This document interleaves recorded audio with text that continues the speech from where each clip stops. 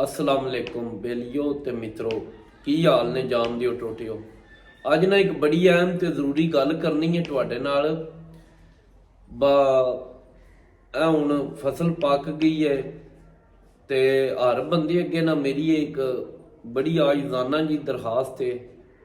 बा हर वेले असी रोना रोने रहने आया, फसल मारी गई है, बेमौसमी बारिश हो गई है, इंज हो गया उंज हो गया।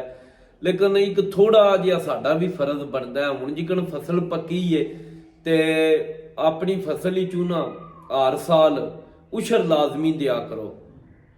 जे पूरा एक पिंड भी रल के सही उशर दे ना, मेरे ख्याल उस पूरे पिंड कोई ऐसा बंदा नहीं रह जाता जिन्हों को अनाज की मुंजी या कणक की कोई कमी रह जाए।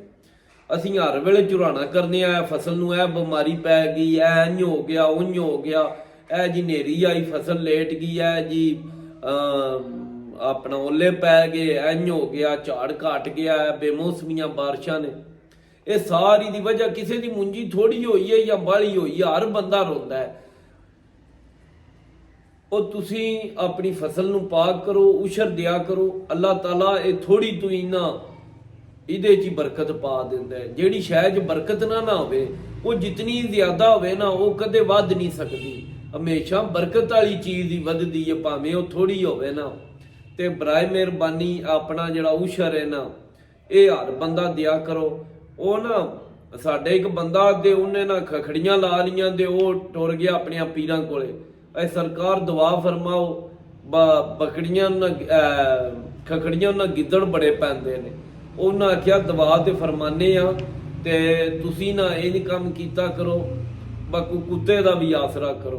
ਉਹਨੇ ਆਖਿਆ ਸਰਕਾਰ ਸਾਡੇ ਵਾਸਤੇ ਕੁੱਤੇ ਬਿੱਲੇ ਵੀ ਤੁਸੀਂ ਹੋ ਤੇ ਦਵਾ ਵੀ ਤੁਸੀਂ ਫਰਮਾਣੀ ਹੈ। ਸਾਰਾ ਕੰਮ ਹੈ ਨਾ ਜਿਹੜਾ ਉਹ ਬਲੇਮ ਇਹ ਨਾ ਦਿੱਤਾ ਬਾ ਇੰਜ ਹੋ ਗਿਆ ਤੇ ਇੰਜ ਹੋ ਗਿਆ, ਬਾਰਿਸ਼ ਆ ਗਈ ਤੇ ਇਹ ਉਹ ਜਿਹੜਾ ਸਾਡਾ ਆਪਣਾ ਫਰਜ਼ ਹੈ ਉਹ ਅਸੀਂ ਆਪ ਹੀ ਪੂਰਾ ਕਰਨਾ ਹੈ। ਤੇ ਬਰਾਏ ਮਿਹਰਬਾਨੀ ਆਪਣੀਆਂ ਨਾ ਫਸਲਾਂ ਦਾ ਉਸ਼ਰ ਦਿਆ ਕਰੋ। ਸਹੀ ਦਿੱਤਾ ਹਰ ਸਾਲ ਦਿੱਤਾ ਤੇ ਤਾਂ ਕਿ ਸਾਡੀਆਂ ਫਸਲਾਂ ਹੀ ਬਰਕਤ ਪਵੇ ਤੇ ਕਿਸੇ ਬੰਦੇ ਨੂੰ ਕੋਈ ਅਨਾਜ ਦੀ ਕਮੀ ਨਾ ਰਹਿ ਜੇ। ਤੇ ਰੱਬ ਦਿੰਦਿਆਂ ਨੂੰ ਹੀ ਦਿੰਦਾ ਤੇ ਇਹ ਦਿਲ ਜ਼ਿੰਮੇਦਾਰ ਦਾ ਨਹੀਂ ਥੋੜਾ ਹੋਣਾ ਚਾਹੀਦਾ। ਹੋਰ ਬੜੀਆਂ ਛਾਵਾਂ ਨੇ ਤੇ ਕੰਜੂਸੀ ਵਾਲੇ ਕੰਮ ਕਰਨ ਵਾਲੇ ਨੇ, ਲੇਕਿਨ ਇਹ ਜਿਹੜਾ ਕੰਮ ਹੈ ਨਾ ਇਹ ਤੁਹਾਡਾ ਫਰਜ਼ ਹੈ ਤੇ ਇਹ ਹਰ ਸੂਰਤ ਤੁਸੀਂ ਆਪਣਾ ਪੂਰਾ ਕਰਨਾ ਹੈ। ਆਪਣੀ ਹਰ ਫਸਲ ਦਾ ਉਸ਼ਰ ਦਿਆ ਕਰੋ। ਬੜਾ ਮਿਹਰਬਾਨੀ। ਅੱਲਾ ਹਾਫਿਜ਼।